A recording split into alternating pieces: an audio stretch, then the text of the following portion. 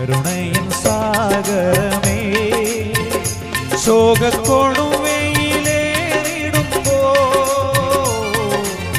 കരുണയിൻ സാഗരമേ, ശോകക്കൊടുവയിലേറിടുമ്പോ മേഘത്തിൻ തണലരുളി എന്നെ സാന്ത്വനമായി നടത്താൻ, മേഘത്തിൻ തണലരുളി എന്നെ സാന്ത്വനമായി നടത്താൻ. കൃപയരുക കൃപയരുക, അളവെന്നെ പകർന്നിടുക. ഈ ഭൂവിലെ യാത്രയതിൽ ദൈവകൃപയരുക. ഈ ഭൂവിലെ യാത്രയതിൽ ദൈവകൃപയരുക. അനുഗ്രഹിക്കപ്പെട്ട ദൈവദാസന്മാർ, ഇന്ന് പകൽ കടന്നു വന്ന എല്ലാ പ്രിയപ്പെട്ടവർക്കും കർത്താവായ യേശു ക്രിസ്തുവിൻ നാമത്തിൽ എൻ്റെ സ്നേഹവന്ദനത്തെ അറിയിക്കുന്നു. ഇന്ന് പകൽ നിങ്ങളുടെ മധ്യയായിരിക്കാൻ ദൈവം ഒരുക്കിയ മുഖാന്തരങ്ങളെ ഓർത്ത് ദൈവത്തെ സ്തുതിക്കുന്നു. പാസ്റ്റർ പറഞ്ഞതുപോലെ എൻ്റെ സ്നേഹിതൻ മുഖാന്തരമാണ് പാസ്റ്ററോട് പറയുകയും ഇങ്ങനെ ഒരു മീറ്റിങ്ങിൻ്റെ ക്രമീകരണം ചെയ്തത്. പ്രിയ ദൈവദാസനും സഭയോടുമുള്ള എൻ്റെ നന്ദി അറിയിക്കുന്നു. എൻ്റെ പേര് ഷിബു ജോർജ് എന്നാണ്. എൻ്റെ സ്ഥലം ആയൂരാണ്. 99 മുതൽ 2003 വരെ മണക്കാല ഫെയ്ത്ത് തിയോളജി സെമിനാരിയിൽ വചനം പഠിപ്പാൻ ദൈവം സഹായിച്ചു. 24 വർഷമായി കർത്താവിൻ്റെ വേലയോടുള്ള ബന്ധത്തിൽ വിവിധ സ്ഥലങ്ങളിലായിരിക്കാൻ ദൈവം സഹായിച്ചു. ഇപ്പോൾ 1.5 വർഷമായി പഞ്ചാബിലാണ്. അവിടെ ഏകദേശം 20 തദ്ദേശീയരായ ദൈവദാസന്മാർ എൻ്റെ കൂടെ വർക്ക് ചെയ്യുന്നുണ്ട്. ഗ്രാമങ്ങളിലാണ് ഇവിടെയുള്ള പ്രവർത്തനങ്ങൾ. കഴിഞ്ഞ ഒക്ടോബർ മാസം പഞ്ചാബിൻ്റെ കൺവെൻഷനായിരുന്നു. വളരെ അനുഗ്രഹിക്കപ്പെട്ട നിലയിൽ നടക്കുവാനിടയായി തീർന്നു. പഞ്ചാബിനെ സംബന്ധിച്ചിടത്തോളം സുവിശേഷ വിരോധികളുടെ പ്രശ്നങ്ങൾ ഒന്നും തന്നെയില്ല. അതർ സ്റ്റേറ്റുകളിലൊക്കെ വളരെ വിഷയങ്ങളുണ്ട്. നിങ്ങൾ വടക്കേ ഇന്ത്യ ഓർത്ത് പ്രാർത്ഥിക്കുക. ഇവിടെ ആയിരിക്കുന്ന പ്രിയ ദൈവദാസനെ ഓർത്ത് ദൈവത്തെ സ്തുതിക്കുന്നു. കാണുവാൻ ദൈവ അവസരമൊരുക്കിയല്ലോ. തുടർന്ന് അല്പസമയം വളരെ പ്രാർത്ഥനയോടെ നമുക്ക് ദൈവസ്ഥലായിരിക്കാം. അല്പസമയത്തെ ചിന്തയ്ക്കായി ലൂക്കോസിൻ്റെ സുവിശേഷം 1-ാം അധ്യായം അതിൻ്റെ 45-ാം വാക്യം നമുക്ക് വായിക്കാം. ലൂക്കോസിൻ്റെ സുവിശേഷം 1-ാം അധ്യായം 45-ാം വാക്യം. കർത്താവ് തന്നോട് അരുളി ചെയ്തതിന് നിവൃത്തി ഉണ്ടാകുമെന്ന് വിശ്വസിച്ചവൾ ഭാഗ്യവതി. ഇന്ന് പകൽ സങ്കീർത്തനത്തിലൂടെ നമ്മൾ അത് തന്നെയാണ് കേട്ടത്. അതിനോട് ബന്ധപ്പെട്ടാണ് ഇന്ന് പകൽ സംസാരിക്കാൻ ആഗ്രഹിക്കുന്നത്. നമ്മുടെ കർത്താവിൻ്റെ പ്രത്യേകത എന്ന് പറയുന്നത് നമ്മളോട് സംസാരിക്കുന്ന കർത്താവാണ്. വചനത്തിലൂടെ സംസാരിക്കാറുണ്ട്. വ്യക്തിപരമായി ഞാനും നിങ്ങളും ദൈവത്തോട് പ്രാർത്ഥിക്കുമ്പോൾ ദൈവം നേരിട്ട് സംസാരിക്കാറുണ്ട്. ചില സമയത്ത് പ്രവാചകന്മാരെ നമ്മുടെ മധ്യ അയച്ച ദൈവശബ്ദം ദൈവം കേൾപ്പിക്കാറുണ്ട്.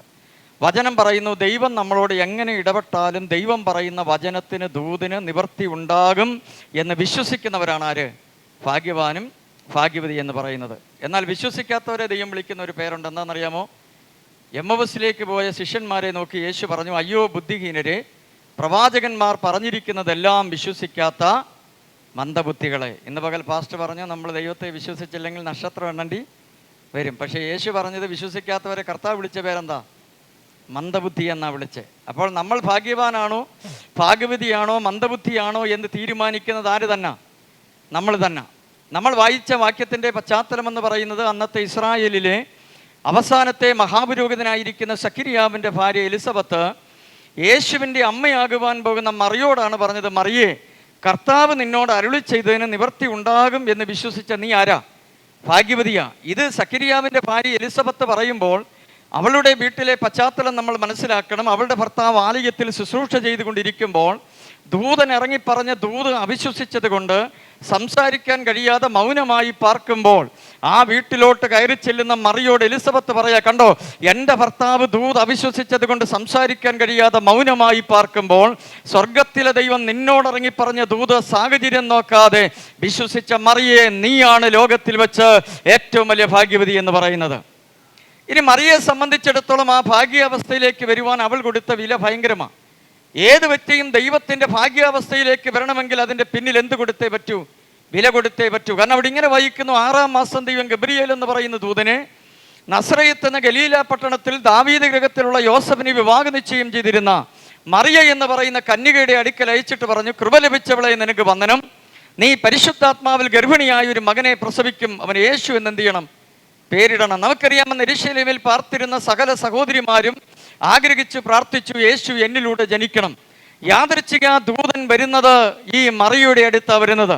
മറിയയുടെ അടുത്ത് വരുമ്പോൾ മറിയയുടെ സാഹചര്യം നമ്മൾ മനസ്സിലാക്കണം. ഇവൾ വിവാഹ നിശ്ചയം ചെയ്യപ്പെട്ട പെൺകുട്ടിയാണ്. വിവാഹ നിശ്ചയം ചെയ്യപ്പെട്ട പെൺകുട്ടിയെ സംബന്ധിച്ചിടത്തോളം ദൂതൻ പറയുന്ന ദൈവകൃപ ഇവളുടെ ശരീരത്തിൽ ഏറ്റെടുക്കാൻ തയ്യാറായാൽ ഒത്തിരി പ്രതിസന്ധിയിലൂടെ, പ്രതികൂല സാഹചര്യങ്ങളിലൂടെ ഇവൾ കടന്നു പോകേണ്ടി വരും. ഒന്നാമത്തെ പ്രതിസന്ധി എന്ന് പറയുന്നത്, വിവാഹ നിശ്ചയം ചെയ്യപ്പെട്ട പെൺകുട്ടി ഗർഭിണിയാണെന്നറിഞ്ഞാൽ വിവാഹം കഴിക്കാൻ പോകുന്ന ചെറുപ്പക്കാരനായിരിക്കുന്ന യോസഫ് ഇവളെ ഉപേക്ഷിച്ചെന്ന് വരാം. 2, അന്നത്തെ ന്യായപ്രമാണം അനുസരിച്ച് ഇവൾ കല്ലെറിഞ്ഞ് കൊല്ലപ്പെട്ടു എന്ന് വരാം. 3, സമൂഹത്തിൽ മുഴുവൻ ഇവൾ നിന്നയായി മാറാം. 4, ഇന്ന് വരെ വളർത്തിക്കൊണ്ടുവന്ന അപ്പനും അമ്മയും ഒരുപക്ഷെ വീട്ടിൽ നിന്ന് പുറത്താക്കിയെന്ന് വരാം. പക്ഷേ ദൂതൻ പറയുന്ന ദൈവകൃപ ലോകത്തിൽ വെച്ച് ഏറ്റവും ശ്രേഷ്ഠമാണ്.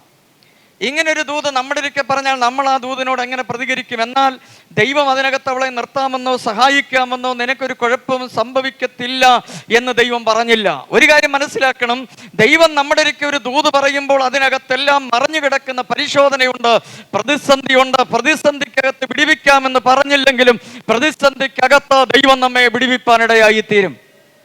ഇനി എല്ലാ പ്രതിസന്ധിയും പറഞ്ഞാൽ നിൽക്കത്തുമില്ല. ഇപ്പൊ യോസഫിനോട് ദൈവം പറഞ്ഞു, ഭാവിയിൽ നീ ഒരു നല്ല സ്ഥാനത്ത് വരുമെന്ന് പറഞ്ഞു. പക്ഷെ 13 വർഷത്തെ കഷ്ടം ദൈവം എന്ത് ചെയ്തു? മറച്ചു വെച്ചു. പൊട്ടക്കിണറ്റിൽ വീഴുമെന്നോ, പോത്തിഫേറിന്റെ വീട്ടിൽ പോകുമെന്നോ, കാരാഗൃഹത്തിൽ പോകുമെന്നോ ദൈവം പറഞ്ഞില്ല. 13 വർഷത്തെ കഷ്ടം ദൈവം മറച്ചു വെച്ചു. പക്ഷെ 13 വർഷത്തെ കഷ്ടത്തിനകത്തും ദൈവം കൂടെ ഉണ്ടായിരുന്നു. അപ്പം നമ്മളൊരു കാര്യം മനസ്സിലാക്കണം, എല്ലാം ദൈവം പറഞ്ഞില്ലെങ്കിലും അതിനകത്തും ദൈവം നമ്മുടെ കൂടെ കാണും. ഒരുപക്ഷെ യോസഫിനെ വിളിച്ചിട്ട് ദൈവം പറയട 13 വർഷം കഷ്ടമുണ്ട്, അതിനുശേഷം ഒരു നന്മയുണ്ടെന്ന് പറഞ്ഞാൽ ഒരുപക്ഷെ യോസഫ് നിൽക്കത്തില്ല. നമുക്കറിയാം, വിളിക്കുമ്പോൾ തന്നെ വിളിക്കകത്ത് പരിശോധനയും പ്രതിസന്ധിയും ഉണ്ട്. എന്നാൽ പറയേണ്ടവരോട് പറയും, എന്നാൽ ചിലരോട് പറയത്തില്ല. ഇന്ന് പകൽ നമ്മൾ കേട്ടതുപോലെ പത്രോസിനെ ദൈവം വിളിക്കുമ്പോൾ ഞാൻ നിന്നെ മനുഷ്യനെ പിടിക്കുന്നവനാക്കുമെന്ന് പറഞ്ഞു. എന്നാൽ ഒരു കഷ്ടതയുടെ കാര്യവും പത്രോസിനോട് പറഞ്ഞില്ല. പറഞ്ഞാൽ പത്രോസ് നിൽക്കത്തില്ലെന്ന് ദൈവത്തിന് അറിയാം. പക്ഷെ പൗലോസിനെ ദൈവം വിളിച്ചപ്പോൾ പറഞ്ഞു, ഇങ്ങനെ അനേക കഷ്ടങ്ങളിലൂടെ നീ ദൈവരാജ്യത്തിൽ കടക്കേണ്ടവനാകുന്നു. പറഞ്ഞാ വിളിച്ചത് ഏത് പ്രതിസന്ധിക്കകത്തും പൗലോസ് നിൽക്കുമെന്ന് ദൈവത്തിന് ഉറപ്പായിരുന്നു. അതുകൊണ്ട് ആ മരിക്കുന്നതിന് മണിക്കൂർ മുമ്പ് പൗലോസ് തിമത്തിയോസിന് ലേഖനം എഴുതുമ്പോൾ പറഞ്ഞു, ഇടറിപ്പോകാമെന്ന ഒരുപാട് സാഹചര്യങ്ങൾ ജീവിതത്തിൽ ഉണ്ടായിരുന്നു, ഞാൻ ഇടറാതെ നിന്നു. ചെമ്പ് പണിക്കാനായിരിക്കുന്ന അലക്സാണ്ടർ എനിക്ക് പല പ്രാവശ്യം ദോഷം ചെയ്തിട്ടുണ്ട്. ദേമാസ് ഈ ലോകത്തെ സ്നേഹിച്ചിട്ട് എന്നെ വിട്ടുപോയി. ഹുമനയോസും ബിലേത്തോസും അർബുദവ്യാധി പരത്തുന്ന വാക്കുകൾ ദൈവസഭയ്ക്കെതിരെ പ്രയോഗിച്ചു. ഹുമനയോസും അലക്സാണ്ടറിന്റെയും വിശ്വാസ കപ്പൽ തകർന്നു പോകുന്നത് കണ്ടിട്ടുണ്ട്. ഇതെല്ലാം കണ്ടിട്ടും ഞാൻ ഇടറിപ്പോകാഞ്ഞതിന്റെ കാരണം ഞാൻ ആരെ വിശ്വസിച്ചിരിക്കുന്നു എന്ന് എനിക്കറിയാമായിരുന്നു. അവനാണ് എന്റെ ഉപനിധി. ആ ദിവസം വരെ സൂക്ഷിപ്പാൻ അവൻ ശക്തനായ ദൈവമാ. ഏത് മീറ്റിംഗ് കഴിഞ്ഞാലും ഒരുപക്ഷെ അടി കൊള്ളുമായിരുന്നു, ഇല്ലേ ജയിലിൽ പോകുമായിരുന്നു. പക്ഷെ പൗലോസ് നിൽക്കുമെന്ന് ദൈവത്തിന് ഉറപ്പുണ്ടായിരുന്നു. പക്ഷെ ഇരമ്യാവിനെ ദൈവം വിളിക്കുമ്പോൾ ചെവിക്കൂറ്റിക്ക് അടി കൊള്ളുമെന്ന് ഒരിക്കലും പറഞ്ഞില്ല. പറഞ്ഞോ ഇല്ല, ഇടിക്കാനും പണിയാനും പൊളിക്കാനും ദൈവം തെരഞ്ഞെടുത്തെന്നേ പറഞ്ഞോളൂ.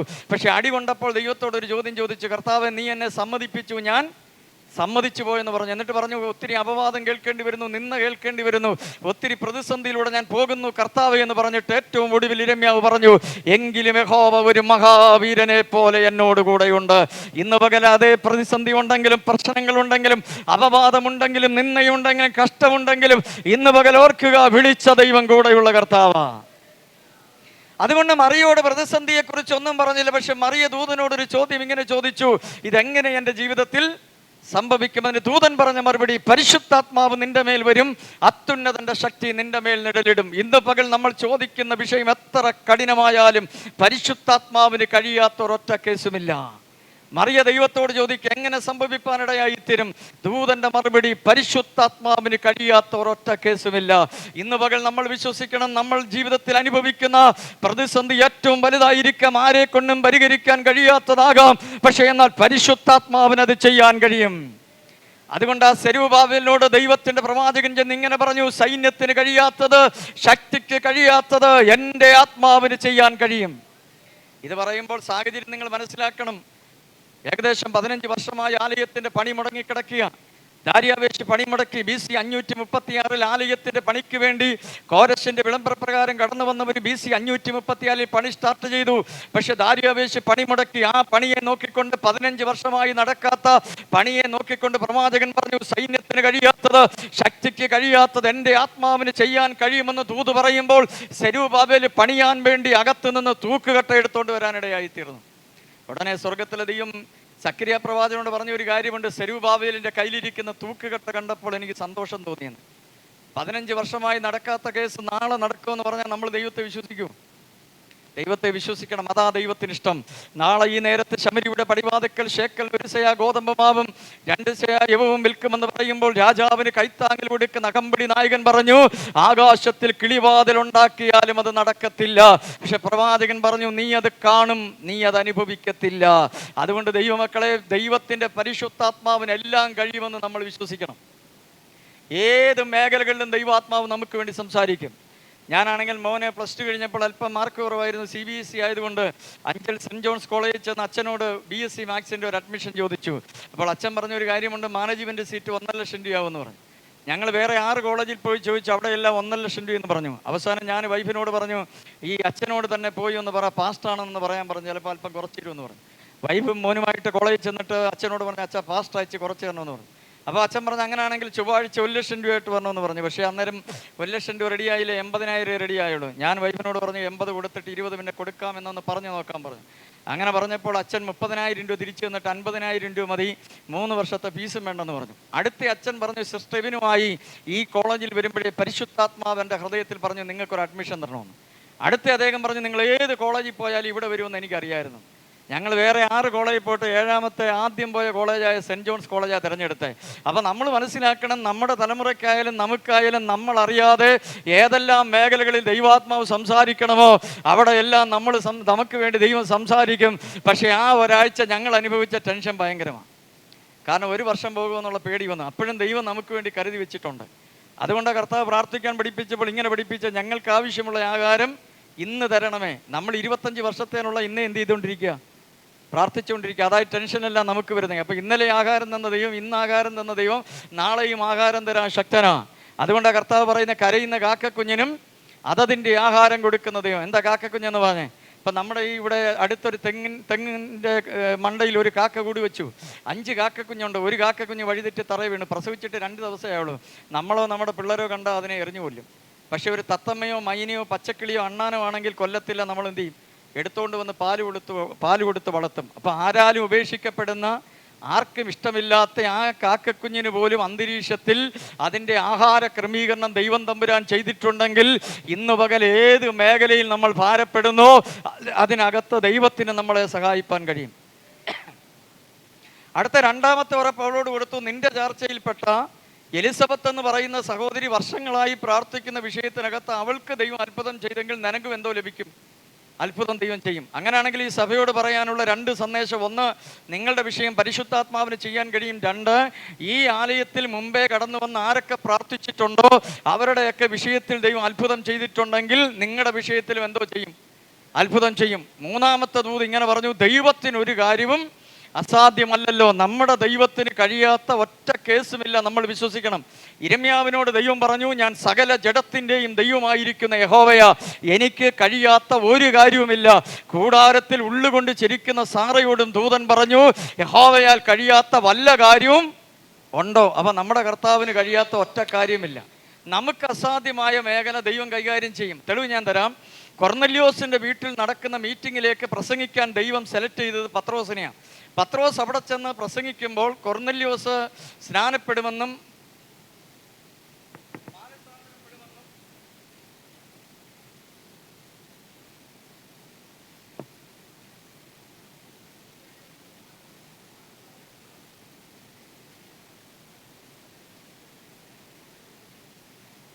പത്രോസിനെ വിട്ടു. 2, ഷണ്ണൻ വായിക്കുന്ന വചനഭാഗം ഫിലിപ്പോസ് വ്യാഖ്യാനിച്ചാൽ ഷണ്ണൻ സ്നാനപ്പെടുമെന്ന് ദൈവത്തിനറിയാം. അതുകൊണ്ട് ഷണ്ണൻ്റെ അടുത്ത് ദൈവം ആരെ വിട്ടു? ഫിലിപ്പോസിനെ വിട്ടു. പക്ഷെ ദമസ്കോസിൽ ശൗലിനെ പിടിക്കാൻ പറ്റുമോ? ഒരു ചർച്ചിലെ പാസ്റ്റർ വിചാരിച്ചാലും ഓരോ ഓവർസിയർ വിചാരിച്ചാലും ശൗലിനെ പിടിക്കാൻ പറ്റത്തില്ല. പക്ഷേ അവിടെ കർത്താവ് ഡയറക്റ്റ് ഇറങ്ങി മർമ്മസ്ഥാനം കണ്ണിൽ തൊട്ടു. ഇതുവരെ ആരുടെ കൈക്ക് ഒതുങ്ങത്തില്ലെന്ന് പറഞ്ഞ ശൗലിനെ ദൈവം തമ്പുരാൻ എന്ത് ചെയ്തു? ഒതുക്കി. അപ്പൊ ദൈവത്തിന് അസാധ്യമായി ഒരു മേഖലയുമില്ല. കഴിഞ്ഞ ദിവസം ഒരാൾ പറയുന്ന കേട്ട് ഞാൻ പാസ്റ്റർ കൈക്കും സെക്രട്ടറിയുടെ കൈക്കും ഒതുങ്ങാത്ത ആളാന്ന് പറഞ്ഞു. അപ്പൊ ആ കേസൊക്കെ ആരുടെ കൈക്ക് ഒതുങ്ങൂ? പറ. കർത്താവിൻ്റെ കൈക്ക് ഒതുങ്ങും. കർത്താവിൻ്റെ കൈക്ക് ഒതുങ്ങാത്ത ഒരൊറ്റ കേസുമില്ല. അതുകൊണ്ടാണ് വചനം പറഞ്ഞ ദൈവത്തിന് അസാധ്യമായി ഒരു മേഖലയുമില്ല. അടുത്തത്, ദൈവം എഴുതിയ നിയമം പോലും നമ്മൾ ഒരുമിച്ച് നിന്ന് പ്രാർത്ഥിച്ചാൽ ദൈവം തിരുത്തും. കാരണം വേദപുസ്തകത്തിൽ തെളിവുണ്ട്. സെലേഗാബാദ് എന്ന് പറയുന്ന ഒരു കുടുംബമുണ്ട്. അവർ മരുഭൂമിയിൽ സഞ്ചരിച്ച് വരുമ്പോൾ വഴിയിൽ വെച്ച് അപ്പൻ മരിച്ചുപോയി. അവർക്ക് അദ്ദേഹത്തിന് 5 പെൺമക്കളാണ്. ന്യായപ്രമാണം അനുസരിച്ച് പെൺമക്കൾക്ക് അവകാശം കിട്ടത്തില്ല, ആൺമക്കൾക്കേ കിട്ടൂ. പക്ഷേ ഈ 5 സഹോദരിമാരോട് ഒരുമിച്ച് കൂടി അവർ എന്നിട്ടൊരു തീരുമാനമെടുത്തു. അവകാശം വിഭാഗിക്കുന്ന മാനദണ്ഡം ഇരിക്കുന്നത് ദൈവത്തിൻ്റെ കരത്തിലാണ്. നമ്മൾ മോശയുടെ അടുത്ത് പോയി പറഞ്ഞാൽ ഒരുപക്ഷെ നമ്മുടെ കാര്യത്തിന് നീക്കുപോക്കുണ്ടാകും, അവകാശം കിട്ടുമെന്ന് പറഞ്ഞ് ഇവർ 5 പേരോട് ഒരുമിച്ച് മോശയുടെ അടുത്തിയെന്നു. മോശയുടെ അടുത്ത് എന്നിട്ട് പറഞ്ഞു, ഞങ്ങളുടെ അപ്പൻ മരുഭൂമിയിൽ വെച്ച് മരിച്ചുപോയി. എന്നിട്ട് അപ്പനെക്കുറിച്ചൊരു സാക്ഷ്യം പറഞ്ഞ് കോരക, അബീരാം, ദാദാൻ എന്നിവർ ദൈവസഭയ്ക്കും ദൈവദാസന്മാർക്കും എതിരെ മത്സരിച്ചപ്പോൾ അവരുടെ കൂട്ടത്തിൽ ഞങ്ങളുടെ അപ്പനില്ല എന്ന് പറഞ്ഞാൽ, പച്ച മലയാളത്തിൽ പറഞ്ഞാൽ ഞങ്ങളുടെ അപ്പൻ സഭയിലെ വഴക്കാളിയല്ലെന്നാണ് പറഞ്ഞേ. ഒരു കാര്യം നമ്മൾ ഓർത്തോണം, സഭയിൽ ഒരു കാരണവശാലും വഴക്കുണ്ടാക്കരുത്. ഉണ്ടാക്കിയാൽ അത് തലമുറയ്ക്ക് കേട്. സപ്പോർട്ട് കൊടുത്താലും അതേ തലമുറയ്ക്ക് ഗുണമാ. യാക്കോബ് ലൂസിൽ കിടന്നുറങ്ങുമ്പോൾ വചനം പറയുന്നു, യാക്കോബും ദൈവമായിട്ട് ഒരു ബന്ധവുമില്ല. പക്ഷെ ദൈവം ഇറങ്ങി വന്നിട്ട് പറഞ്ഞു, നിന്റെ പിതാവായിരിക്കുന്ന അബ്രഹാമിനെയും ഇസഹാക്കിനെയും എനിക്ക് മറക്കാൻ പറ്റത്തില്ല. അതുകൊണ്ടാണ് നീ ഒറ്റയ്ക്കൂടെ കിടന്നുറങ്ങുമ്പോഴും നിന്നെ തിരക്കി വരാൻ കാരണം നിന്റെ പിതാക്കന്മാരെ എനിക്ക് മറക്കാൻ പറ്റത്തില്ല. ഹൂരിനോട് ചോദിച്ചാൽ ഹൂര് പറയും, മോശയുടെ കൈക്കൊരു ഭാരം വന്നപ്പോൾ അന്ന് രഫീദീമിൽ കൈ ഉയർത്തി നിന്നെങ്കിൽ മാത്രമേ ഇസ്രായേൽ ജയിക്കത്തുള്ളൂ. ഒരു ഭാരം വന്നപ്പോൾ ഹൂരും അഗരോനും അപ്പുറത്തും ഇപ്പുറത്തും ഒരു കല്ലെടുത്ത് വെച്ചിട്ട് മോശയെ കല്ലിൻ്റെ മണ്ടയിൽ ഇരുത്തിയിട്ട് കൈത്താങ്ങൽ കൊടുത്തു. അതുകൊണ്ടെന്താ, സമാഗമന കൂടാരത്തിൻ്റെ പണി നടക്കുമ്പോൾ ദൈവം ആദ്യം സെലക്ട് ചെയ്തത് ഹൂരിൻ്റെ കൊച്ചുമോനെയാ. പുറപ്പാട് പുസ്തകം 31:1 ഇങ്ങനെ വായിക്കുന്നു, ഞാൻ യഹൂദാ ഗോത്രത്തിൽ ഹൂരിൻ്റെ മകനായ ഊരിയുടെ മകൻ ബസലിയേലിനെ പേര് ചൊല്ലി വിളിച്ചിരിക്കുന്നു. ഇന്ന് പകൽ ഞാനും നിങ്ങളും കർത്താവിന്റെ നാമത്തിന് വേണ്ടി സപ്പോർട്ട് ചെയ്യുമ്പോൾ, കർത്താവിന്റെ നാമത്തിന് വേണ്ടി നിൽക്കുമ്പോൾ, ഇന്ന് പകൽ പുറകോട്ടൊന്ന് ഇറങ്ങി ചിന്തിക്കുക.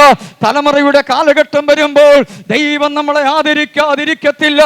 ഏത് പ്രതിസന്ധിയുടെ നടുവിലും നമ്മുടെ തലമുറകളെ ദൈവം തമ്പുരാൻ ആദരിപ്പാനിടയായി തീരും. അതുകൊണ്ട് ഈ സഹോദരിമാർ പറഞ്ഞു, ഞങ്ങളുടെ അപ്പൻ ഒരിക്കലും ഒരു വഴക്കാളിയല്ലായിരുന്നു, ദൈവത്തിൻ്റെ ദാസന്മാർക്ക് സപ്പോർട്ട് കൊടുത്ത ഒരു കുടുംബത്തിലെ അംഗമാണെന്ന് പറഞ്ഞു. അതുകൊണ്ട് എബ്രായ ലേഖനം പറയുന്നത്, തൻ്റെ ദാസന്മാരെ ശുശ്രൂഷിക്കുന്നതിനാലും തൻ്റെ നാമത്തോട് കാണിച്ച സ്നേഹം മറന്നു കളയുവാൻ തക്കവണ്ണം ദൈവം ഒരിക്കലും ആരല്ല, അനീതിയുള്ള ദൈവമല്ല. പക്ഷേ ആരോടായിരിക്കണം നമ്മുടെ സ്നേഹം? നാമത്തോടായിരിക്കണം. പാസ്റ്റർമാരോട് ഏറ്റവും കൂടുതൽ സ്നേഹം നാമത്തോടല്ലെങ്കിൽ എന്താ ചെയ്യുന്നതെന്നറിയാമോ? പാസ്റ്റർമാരോട് പിണങ്ങിയാൽ നമ്മൾ പെട്ടെന്ന് ദശാംശം കട്ടി. അങ്ങനെ ഞാനിരുന്ന് ഒരു ചർച്ചിൽ ഒരു അമ്മാമ്മ 150 രൂപ എൻ്റെ കട്ട് ചെയ്തു, എന്നോട് പിണങ്ങി. അതുകൊണ്ടാണ് വേദപുസ്തകം പറയുന്ന നാമത്തോടായിരിക്കണം നമ്മുടെ സ്നേഹം. അപ്പം 150 കട്ട് ചെയ്ത് നമുക്കിപ്പം ദശാംശത്തെക്കുറിച്ചൊന്നും പറയാൻ പറ്റത്തില്ലല്ലോ. ഞാൻ കുഞ്ഞുങ്ങൾ സെവന്തര സ്കൂളാണ് പഠിക്കുന്നത്. ഞാൻ ഫീസ് കൊടുക്കാനായിട്ട് അവിടെ ചെന്നപ്പോൾ പുതിയ പ്രിൻസിപ്പളാണ്. അദ്ദേഹം എന്നോട് ചോദിച്ചു, പാസ്റ്ററാണോ? ഞാൻ പറഞ്ഞാണ്. അദ്ദേഹം എന്നോട് പറഞ്ഞു, ഞാൻ ഒരു പ്രദേശത്ത് വന്നാൽ പരിചയപ്പെടുന്ന ആദ്യത്തെ പാസ്റ്റർ എൻ്റെ വീട്ടിൽ വിളിച്ച് പ്രാർത്ഥിക്കും. പാസ്റ്റർ അടുത്ത ആഴ്ച എൻ്റെ വീട്ടിൽ വന്ന് എനിക്ക് വേണ്ടി ഒന്ന് പ്രാർത്ഥിക്കണമെന്ന് പറഞ്ഞു. അങ്ങനെ ഞാനും വൈഫുമായി ഇവിടെ ചെന്ന് പ്രാർത്ഥിച്ചു. ഇറങ്ങാൻ നേരം അദ്ദേഹം ഒരു കൈമടക്ക് വന്നപ്പോൾ സെവന്തരക്കാരനായിട്ട് ഞാൻ വേണ്ടെന്നൊക്കെ പറഞ്ഞു. അദ്ദേഹം പറഞ്ഞു, ഞാൻ അങ്ങനെ കൊടുക്കുന്ന ആളാണ്, പാസ്റ്റർ മേടിക്കണമെന്ന് പറഞ്ഞു. മേടിച്ച് ഞാൻ വീട്ടിൽ കൊണ്ടുവന്ന് നോക്കിയപ്പോൾ 250 രൂപയുണ്ട്. പിറ്റേ ഞായറാഴ്ച സഭയിൽ പറഞ്ഞ, അമ്മാമ്മ 150 മുടക്കിയനായി സ്വോത്രം, എനിക്ക് 250 കിട്ടിയെന്ന് പറഞ്ഞു. പിന്നെ അമ്മാമ്മ 150 കൂടെ തന്നപ്പം 400 ആയി. അപ്പം ലോകത്തിൽ ആര് കൈവലിച്ചാലും ദൈവം തമ്പുരാൻ എന്ത് ചെയ്യത്തില്ല? കൈവലിക്കത്തില്ല. അതുകൊണ്ട് നമ്മുടെ സ്നേഹം ആരോടായിരിക്കണം? നാമത്തോടായിരിക്കണം. നാമത്തോട് കാണിച്ച സ്നേഹം മറന്നു കളയുവാൻ ദൈവം ഒരിക്കലും ആരല്ല, അനീതിയുള്ള ദൈവമല്ല. പക്ഷെ മോശ പറഞ്ഞു, എനിക്കൊന്നും ചെയ്യാൻ പറ്റത്തില്ലാണ്, നിയമം എഴുതിയേക്ക് ദൈവമാ, ദൈവം എന്ത് പറയുന്നു അത് ഞാൻ പറയാമെന്ന് പറഞ്ഞു. വായിക്കാം. സംഖ്യാപുസ്തകം 27-ാം അധ്യായം 7-ാം വാക്യം പെട്ടെന്നൊന്ന് വായിക്കണമേ. സംഖ്യാപുസ്തകം 27:7.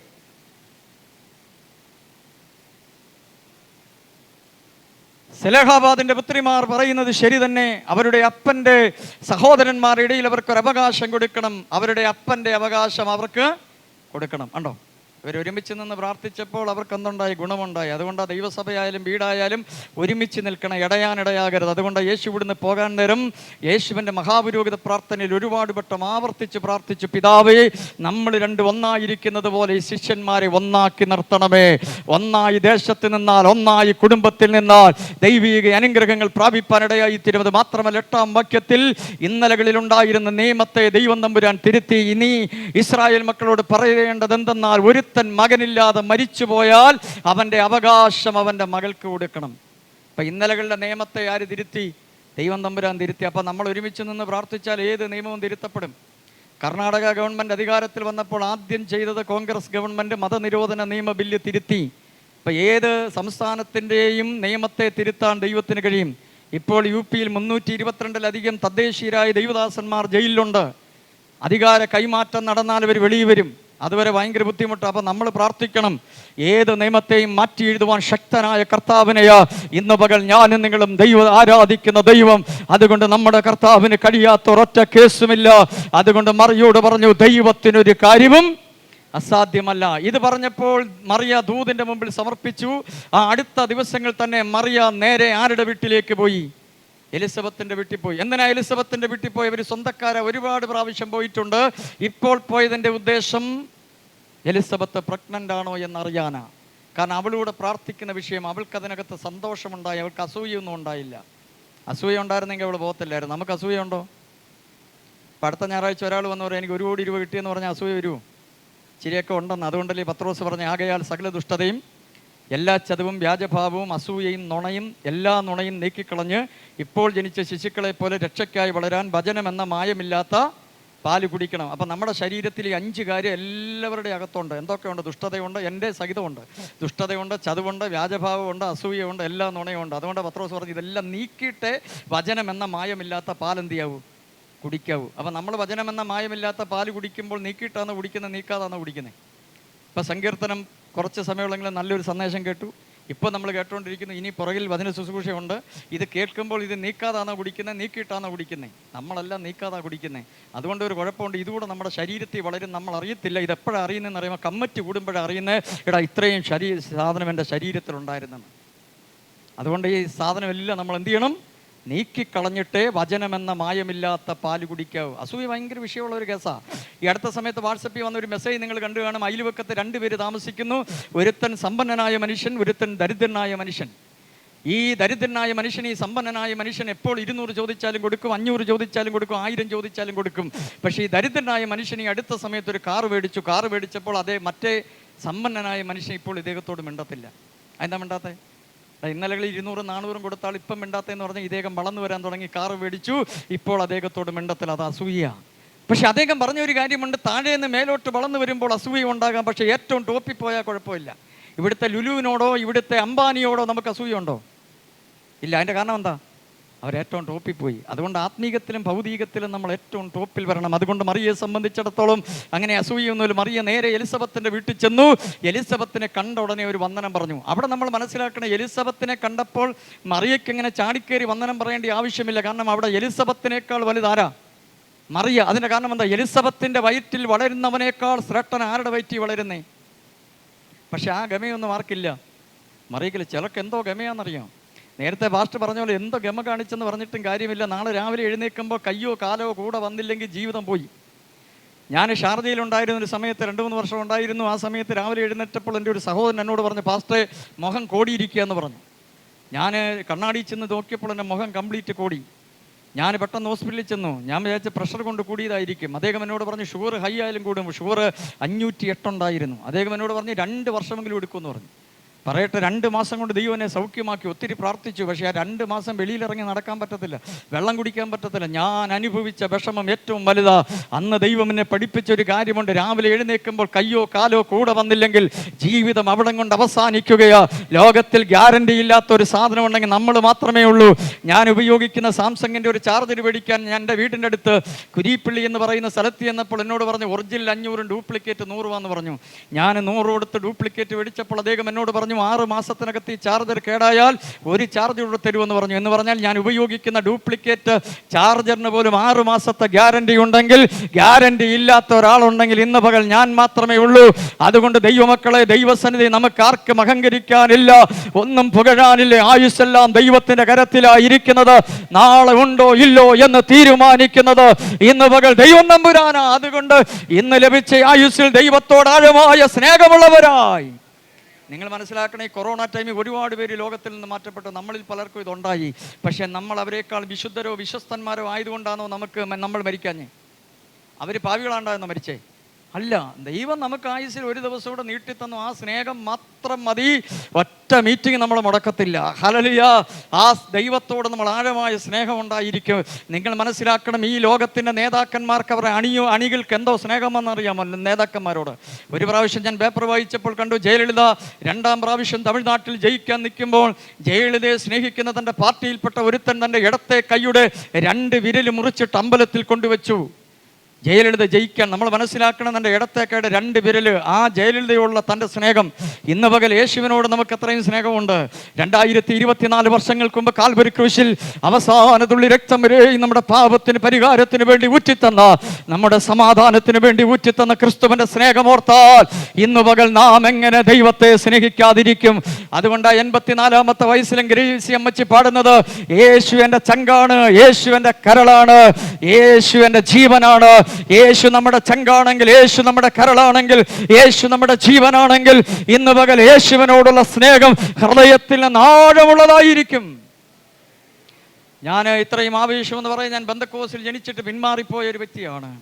പെന്തക്കോസും പാസ്റ്ററുമൊന്നും ഇഷ്ടമില്ലാത്തതുകൊണ്ട് 17ാമത്തെ വയസ്സിൽ ഒരു ഓട്ടോ എടുത്ത് പിന്മാറിപ്പോയി. ദൈവം എൻ്റെ വഴികൾ മുഴുവനും അടച്ച 1996 3.25 ലക്ഷം രൂപ കടമായി മാനസികമായി തകർന്ന് ആത്മഹത്യയുടെ വക്കിൽ നിൽക്കുകയാണ്. 1 ലക്ഷം രൂപ കടം വന്ന ഒരു മർത്തോമക്കാരൻ തൂങ്ങി മരിച്ചു. എല്ലാവരും പറഞ്ഞെടുത്തത് ഞാൻ മരിക്കുമെന്ന് പറഞ്ഞു. പക്ഷേ ഞാൻ ആത്മഹത്യ ചെയ്യാൻ എൻ്റെ പിന്നിൽ ഏറ്റവും വലിയ കാരണമെന്ന് പറയുന്നത് പെന്തക്കോസിൽ ജനിച്ചത് കൊണ്ട് പാസ്റ്റർമാർ പ്രസംഗിച്ച വചനം എൻ്റെ ഉള്ളിലുണ്ടായിരുന്നു. ആത്മഹത്യ ചെയ്താൽ നരകത്തിലേ പോകത്തുള്ളൂ. അതുകൊണ്ട് ഇന്ന് പകൽ ഇന്നത്തെ പെന്തക്കോസുകാരോട് ഞാൻ പറയട്ടെ, ജീവിതത്തിൽ ഏത് പ്രതിസന്ധി വന്നാലും ആത്മഹത്യ ചെയ്യരുത്. ചെയ്താൽ നമ്മൾ മുഖാന്തരം ദൈവനാമം ദുഷിക്കപ്പെടാനിടയാകും. യേശുക്രിസ്തുവിന് നമ്മുടെ ജീവിതത്തിൽ ചെയ്യാൻ കഴിയാത്ത ഒരു കാര്യവുമില്ല. ഏത് വ്യക്തിയെ പഠിച്ചാലും ഒരു പീരീഡ് അവരെല്ലാം കഷ്ടതയിലൂടെ പ്രതിസന്ധിയിലൂടെ പോയിട്ടുണ്ട്. അടുത്ത പീരീഡ് ദൈവം നമ്പുരാൻ അവരെ മാനിച്ചിട്ടുണ്ട്. 96 ആയൂർ ഷാരോൺ ചർച്ചിൻ്റെ ഒരു കുണപ്രാർത്ഥനയിൽ വിഷമിച്ച് ഏറ്റവും പുറയിലിരിക്കുമ്പോൾ അന്ന് പ്രസംഗിച്ച ദൈവദാസൻ്റെ അടുക്കൽ വന്നിട്ട് പറഞ്ഞു, ഇന്ന് രാത്രി സുവിശേഷ വേലയ്ക്ക് വേണ്ടി തീരുമാനമെടുത്താൽ 97 ജൂൺ മാസം 30-ാം തീയതിക്കകത്ത് എല്ലാ കടത്തിൽ നിന്നും ദൈവം ഒഴിയിക്കുമെന്ന് പറഞ്ഞു. ഞാൻ മീറ്റിംഗ് കഴിഞ്ഞാൽ ദൈവദാസനോട് പറഞ്ഞു, 3.25 ലക്ഷം രൂപ കടമുണ്ട്, 45 സെന്റ് വസ്തു മാത്രമേ ഉള്ളൂ, അത് വിറ്റാൽ പോലും കടം തീരത്തില്ല. അവിടെ 3000 രൂപ മാത്രമേ സെന്റിന് വിലയുള്ളൂ, പിന്നെ എങ്ങനെ കടം തീരും? അദ്ദേഹം എന്നോട് ഇങ്ങനെ പറഞ്ഞു, തീരുമാനം ശക്തമാണെങ്കിൽ ഈ വസ്തു ഭയങ്കര വിലയ്ക്ക് വിൽക്കുമെന്ന് പറഞ്ഞു. പറയട്ടെ, ആ വസ്തു 6,35,000 രൂപയ്ക്ക് കൊടുത്ത് 3.25 ലക്ഷം രൂപ കടം തീർത്ത് 2.25 ലക്ഷം രൂപയ്ക്ക് കമ്പങ്കോട് എന്ന് പറയുന്ന സ്ഥലത്ത് ഒരു വീട് മേടിച്ചു. അതിനുശേഷം ഞാൻ തീരുമാനം മാറ്റി. പിന്നീട് ഒരു സഭായോഗത്തിനും പോയില്ല, പാസ്റ്റായിട്ടും പോയില്ല. ആയൂരിൽ നിന്ന് ചെങ്ങര വരെയുള്ള മർഫി എന്ന് പറയുന്ന കൊന്നമൂട് റസാക്കിന് 6 ബസ്സുണ്ട്. ആ ഒരു ബസ്സിൽ കണ്ടക്ടറായിട്ട് ഞാൻ ജോലിക്ക് പോയി. പിന്നെ ഒരു സഭായോഗത്തിനും പോയില്ല. നമ്മളും ഇതുപോലെ ദൈവം പിടിപ്പിച്ചാൽ പിന്നെ നമ്മൾ ദൈവസന്നിധിയിൽ അടുത്ത് വരത്തില്ല. പറയട്ടെ, 6 മാസത്തിനകത്തൻ്റെ വിവാഹം കഴിഞ്ഞു. വിവാഹത്തോടുള്ള ബന്ധത്തിൽ ഞാൻ 15 ദിവസം ഇറങ്ങി നിൽപ്പാനിടയായി തീർന്നു. ഇനി സഭയിൽ പോയില്ലെങ്കിലും പാസ്റ്റർമാർ കല്യാണം നടത്തും. അതുകൊണ്ട് പെൺകുട്ടികൾക്ക് കല്യാണാലോചന വരുമ്പോൾ ഒരു കാര്യം സൂക്ഷിച്ചോണം, അപ്പനെയും അമ്മയും വിശ്വാസത്തിൽ കാണും, ചിലപ്പം പിള്ളേർ കാണത്തില്ല. പിള്ളേർ വിശ്വാസത്തിലാണോ എന്ന് തിരക്കിയിട്ടേ കല്യാണം നടത്താവൂ. അടുത്ത 6 മാസം കഴിഞ്ഞ് കല്യാണമൊക്കെ കഴിഞ്ഞ് 15 ദിവസം ഇറങ്ങി നിന്നപ്പോൾ ആയൂർ ഷാരോൺ ചർച്ചിൽ 21 ഫാസ്റ്റിംഗ് നടക്കുകയാണ്. അവിടെയുള്ള അന്ന് വന്ന ദൈവദാസൻ എന്നോട് പറഞ്ഞു, നീ തീരുമാനം തെറ്റിച്ച് യാത്ര ചെയ്യുന്നവൻ അടുത്ത ദൂത് ഇങ്ങനെ പറഞ്ഞു, ഇപ്പോൾ ഓടുന്ന വണ്ടിയും പൊട്ടും, കൊടുത്തേക്കുന്ന പൈസയും പോകുമെന്ന് പറഞ്ഞപ്പോൾ 6 വണ്ടിയുള്ള മുതലാളിയാ. ആ ദൂത് എനിക്ക് ഇഷ്ടപ്പെട്ടില്ല. 6 വണ്ടിയുള്ള മുതലാളി ഒരിക്കലും പൊട്ടത്തില്ലെന്ന് വിചാരിച്ച് 2ാമത് പ്രാർത്ഥിക്കാൻ പോലും നിൽക്കാതെ പോയി.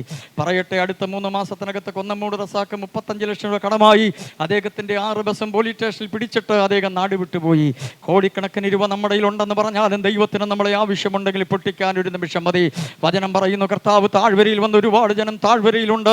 യേശു മലയിലേക്ക് കയറി എല്ലാവരെയും വിളിച്ചില്ല, തനിക്ക് ബോധിച്ചവരെ തൻ്റെ അടുക്കൽ വിളിച്ചു. ഈ ദേശത്ത് ഒരുപാട് കുടുംബങ്ങൾ കാണാം, പക്ഷേ യേശു ക്രിസ്തുവിന്റെ ബോധിച്ചവരുടെ ലിസ്റ്റിൽ നമ്മളുള്ളത് കൊണ്ട് ഇന്ന് പകൽ നമുക്ക് ദൈവത്തെ ആരാധിപ്പാൻ കഴിഞ്ഞത്. അതുകൊണ്ട് യേശു ക്രിസ്തുവിനോടുള്ള സ്നേഹം ഇന്ന് പകൽ ആഴമായി ഉണ്ടാകാനിടയാകട്ടെ. അന്ന് യേശു ക്രിസ്തുവിനോട് എനിക്ക് ഭയങ്കര വിരോധമായിരുന്നു. പക്ഷേ ഇന്ന് എനിക്ക് ഭയങ്കര ഇഷ്ടമാണ്. കാരണം അന്ന് ഞാൻ ഇറങ്ങാതിരുന്നെങ്കിൽ ആയൂരിൽ നിന്ന് ചങ്ങര വരെ കാണാൻ പറ്റൂ. ഇന്ന് ലോകത്തിൻ്റെ വിവിധ രാജ്യങ്ങൾ, സംസ്ഥാനങ്ങൾ, ഏകദേശം 18 സംസ്ഥാനങ്ങളിൽ, ഗ്രാമങ്ങളിൽ പോയി കാണുവാനുള്ള അവസരങ്ങൾ ദൈവം നൽകി.